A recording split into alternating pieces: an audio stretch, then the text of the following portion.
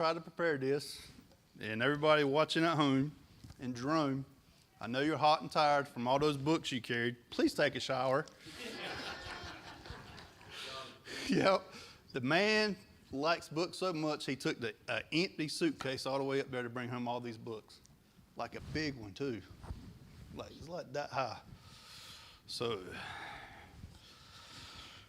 I'm gonna do my best. I'm not very good at reading and pronouncing some words right, but I got my own language. But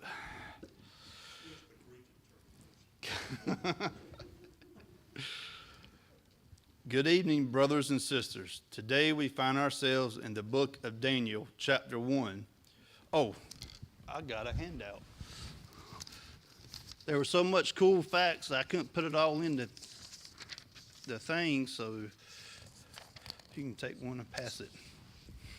There's some cool stuff about Daniel that I didn't know.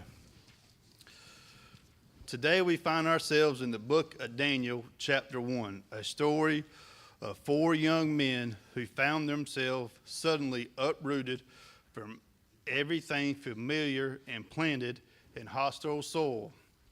The year was approximately 605 BC. Jerusalem had fallen to King Nebuchadnezzar, we'll call him King Nebi, of Babylon. The temple's treasure were looted. Among the captives taken were young men of noble birth, including Daniel and his friends. How many of us sometimes feel like we're living in a modern Babylon?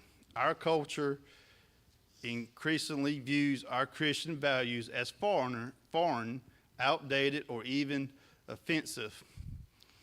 The pressure to conform, to compromise, to blend in grows stronger every day.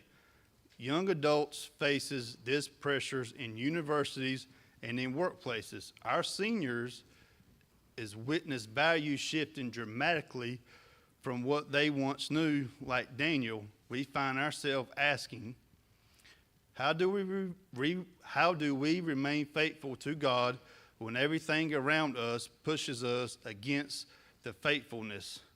Daniel chapter 1 offers us a powerful blueprint for preserving faith in a hostile world. Hold firm to faith through changing circumstances, because our convictions, not our circumstances, define who we are. Life is a series of choices we make. Our decisions turn around and make us. You are who you are today because of decisions and choices you made years ago. Most of the time, we don't realize how important small choices can be. That is especially true when we are young. Many of life's most important decisions are made during our teenage years. How many of us can relate to that? To where you can look back on your own life and see where you made decisions when you were young that affected your future. And sooner or later, we face the most important decisions of all. Will I decide to follow Jesus? This question is a critical choice in life. There are 2 roads to follow. You cannot take them both. As we come to our message tonight, Daniel, a teenager facing a crisis in Babylon, the decision he is about to make will radically change his whole life. And when you read about it, we will see if it is a big deal or not. Let's look at Daniel 1, chapter 1. Daniel and his friends were not just captives. They were specifically selected for their abilities.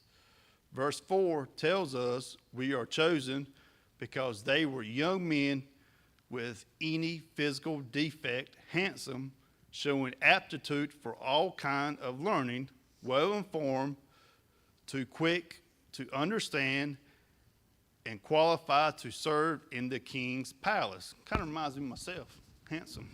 I'm just joking. Daniel and his friends are in Babylon, having torn away from their families in Jerusalem by King Nebi and the mighty Babylonian army, because these young men come from noble backgrounds. The king orders them trained to enter his service. These are God-fearing Jewish teenagers, ripped out of everything they have known, now being trained to work for a pagan king. The king makes sure they get the best education Babylon can offer. For 3 years, they will be immersed in Babylonian knowledge, culture, history, language, and religion. Their Jewish names are changed in favor of new Babylonian names. At the end of that time, they will enter the king's service and be assured of high-level government position. It was a form of brainwashing, aimed to make them forget their past and form a new alliance to the king and his pagan way of life. The Babylons won't just changing their names, they were attempting to reprogram their entire worldview. This is what our culture often does today. The world wants to rename us too, from child of God to consumer, from disciple to self-determined, from image bearer to whatever identity feels right to you. But here's what's remarkable. Through Daniel couldn't control his circumstances or even his name. He maintained control of his heart. The Babylons could change what they called him, but they couldn't change who he was before God. That's our first lesson in, this word's going to be hard, preserving your identity in Christ remains secure even when the world tries to rename and refine you. When we read about Daniel, we can see how he is tested. Everything appears to be going smoothly until one teenager decides he's not going to go along with the program. God bless the young. Sometimes they have courage. They have more courage than common sense. And sometimes God speaks to us through younger generations. The first part of verse 8 tells us what we need to know. It says, "But Daniel resolved not to defile himself with the royal food and wine." This is the critical event of his life. Although it might not have appeared important at the time, what Daniel did shaped the next 60 years. I think it's fair to say that looking back from our perspective, Daniel's decision appears odd to us.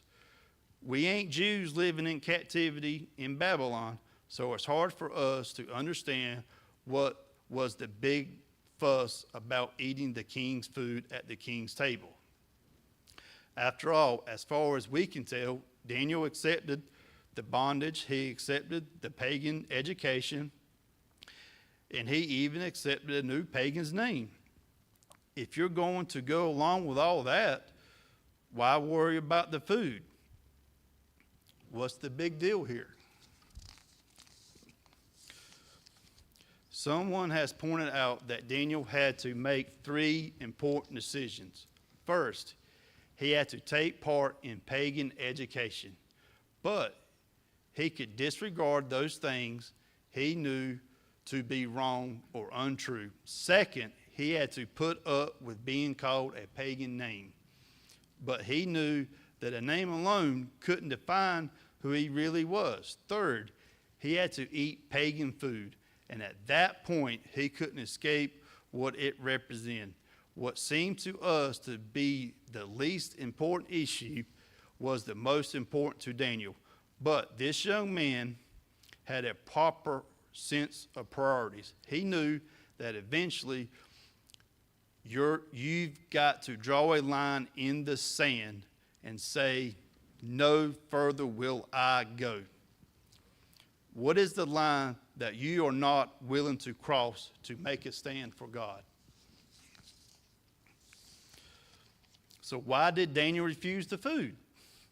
There are at least 3 problems with the food served in the king's table. First, it currently would not have been prepared according to the kosher laws of the Old Testament. Much of it would be relatively unclean. Second, all the wine and most of the meat would have been previously offered to pagan gods to eat. That food would be to give endorsement to the pagan ways. Third, Daniel knew that sharing a meal at the king's table represented sharing the king's value, almost if he was in support of what the king believed. Even today, sharing a meal with someone has a huge symbolic meaning. To eat together implies friendship, support, endorsement, shared values. A man once said, I only eat with people that I am willing to starve with, because eating together means something, doesn't it? In the end, Daniel could obey the king and even serve in his government, but he could not pretend to be his friend. He could not share the king's values. He made up his mind he would not do it. This is hugely important because when we look at Daniel's life, we can see that there was a line that he was not going to cross. His faith and his commitment to God was not going to change no matter what the influence. You can change his name, but not his stance. Daniel may not look like a pagan, but on the inside, he was a servant of the living God. Even the mighty king couldn't do a thing about that. I think about what Daniel was risking. Currently, he was risking angering the king, a king who could have him killed at a drop of a hat. That doesn't sound good, does it? So Daniel was putting his life on the line. We all know the saying about going along to get along. We all know the saying, going along to get along. If this blows up in Daniel's face, he can kiss his butt goodbye. Let's flip this round for a second. What could he have said if he did eat the food? After all, he was far from home, and no one back in Jerusalem would know about it. Almost everyone else was eating the food with no complaint. We're already in captivity. What difference does it make? God understands it's only food, right? You can always find an excuse when you don't want to do what's right. But Daniel didn't need an excuse. He had already decided to do what was right no matter what happened. In Daniel, verse 8, it says that he purposed in his heart. He made up his own mind. He didn't decide for anyone else, but he decided for himself what he would and would not do. And that changes everything. I don't know if he tried to convince anyone else or not. It doesn't say, but that doesn't matter. Daniel made up his mind, and his 3 closest friends decided to join him. And that leads me to repeat a point made earlier. The Babylons could change everything: his diet, his location, his education, his language, and his name, but they couldn't change his heart. Why? Because it belonged to God. When your heart truly belongs to God, you can go anywhere and face any situation. So the question for all of us is, where is our hearts? Does it truly belong to God, or is your heart fixed on the things of the earth?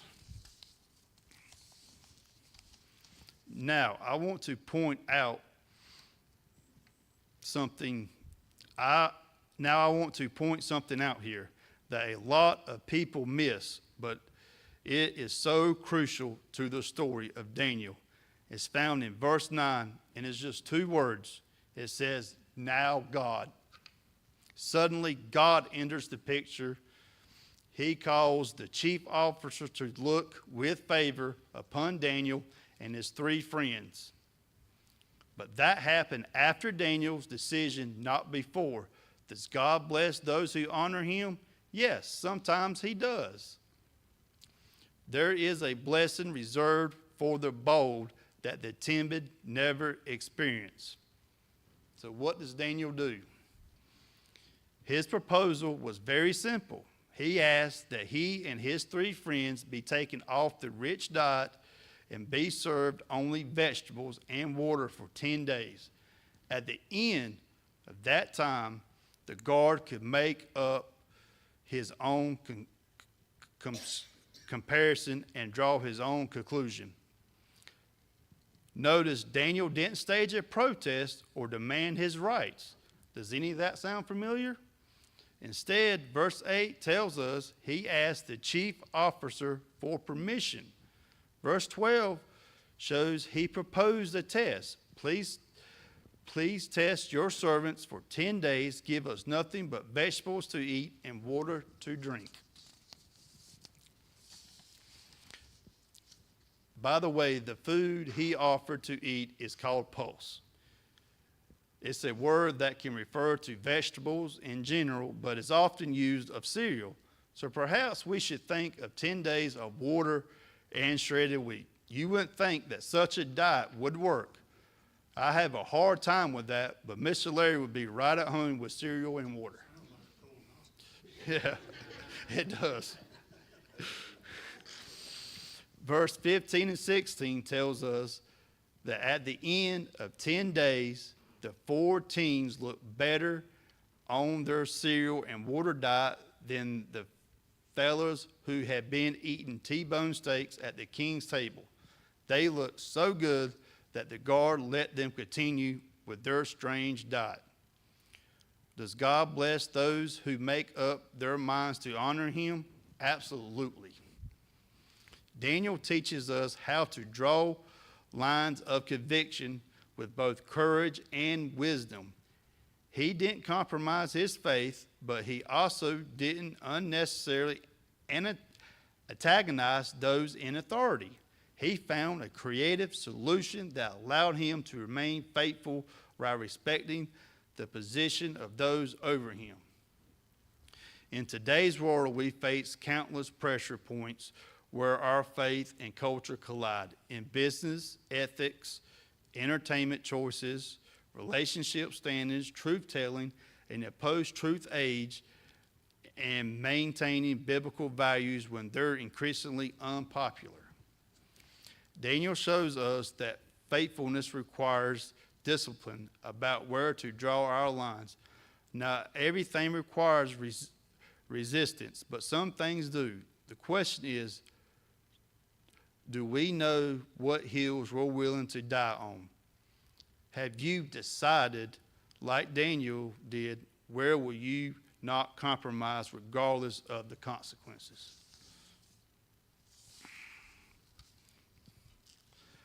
I don't know if you noticed this or not, but Daniel and his friends didn't just survive in Babylon, they thrived there. Their faithfulness positioned them for divine blessing and influence. In verse 21, it tells us, and Daniel remained there until the first year of King Cyrus, meaning his influence lasted through the entire 70 years of exile and in the period when God's people began returning to Jerusalem. This doesn't mean faithfulness always leads to worldly success. Many faithful believers have suffered greatly for their convictions, but Daniel's story reminds us that God honors those who honor him. 1 Samuel 2:30.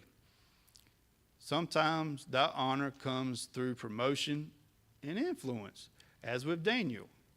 Other times it comes through spiritual growth and eternal rewards that results from standing firm through trials.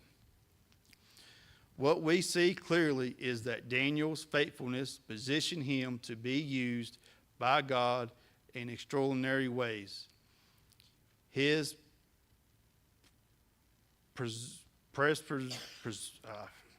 yes, that's the word, created a platform for influence that would have been impossible had he simply blended in Babylonian culture. So how do we apply Daniel's examples to our lives today? Let me suggest 4 principles. First, recognize your Babylon. For our seniors, you've witnessed our culture transform dramatically over your lifetime. Well, what was once unthinkable is now celebrated, while biblical values are increasingly marginalized. For our young adults, you navigate educational institutes and workplaces where Christians' perspectives are often dismissed or even silenced. Both generations are living in a kind of exile in the world, but not of it. Second, resolve in advance where you won't compromise. Daniel resolved not to defile himself before he was ever tested. He made his decision in advance. What are your non-negotiables? Where have you drawn your lines? In business practice, in how you speak truth, in media consumption, in relationship standings, in what you teach your children and grandchildren. Decide these matters before the pressure comes. Third, seek creative solutions that maintain both conviction and respect. Daniel didn't just refuse the food, he proposed a reasonable alternative in today's polarized environment. Christians can stand out by combining uncompromising convictions with unexpected grace and wisdom. We don't need to choose between truth and love like Daniel. We can determine both. Fourth, trust God with the results of your faithfulness. Daniel couldn't have known his stand would lead to promotion rather than punishment. He simply did what was right and left the consequences to God. Sometimes our faithfulness will be rewarded visibly in this life. Other times the rewards await us in eternity. Our job is not to calculate outcomes, but to remain faithfulness regardless of the cost. Brothers and sisters, we may feel increasingly like strangers in a strange land. Our culture may try to rename us, reprogram us, and pressure us to conform. But like Daniel, we can resolve to remain undefiled. We can maintain our true identity as God's people, even when surrounded by Babylon. Remember, Daniel's story doesn't end in chapter 1. His early stands of faithfulness prepared him for even greater tests to come. The fiery furnace, the lion's den, each act of obedience strengthened him for the next challenge. The same is true for us. Every time we choose faithfulness over compromise, we build spiritual muscles for future tests. And notice something else. Daniel's influence far outlasted Babylon itself. The empire that took him captive has crumbled to dust, but Daniel's testimony continues to inspire faith thousands of years later. When we stand firm in our faith, we create a legacy that outlasts any earthly power. As awesome as Daniel was, there is still no comparison there is still no comparison to Jesus Christ. Jesus, who lived a sinless life, who died on the cross, he also decided not to defile himself in sin so we can all be saved. How awesome is that? Jesus is the only superhero. As we close, I want to ask you something. Where is your God calling you to take a Daniel-like stand? What pressure points are you facing where compromise seems easier than convictions? Is it at home, or with family, or is it at work, or is it on your phone? Let's pray for the courage of Daniel to stand firm in our faith no matter what our modern Babylon demands, knowing that the God who sustained him will also sustain us. For Hebrews 13:8 reminds us Jesus Christ is the same yesterday and today and forever. The same God who was with Daniel in Babylon is with us today. Let us be found faithful. And that's my message. Thank you. Mr. Jody, will you close us out?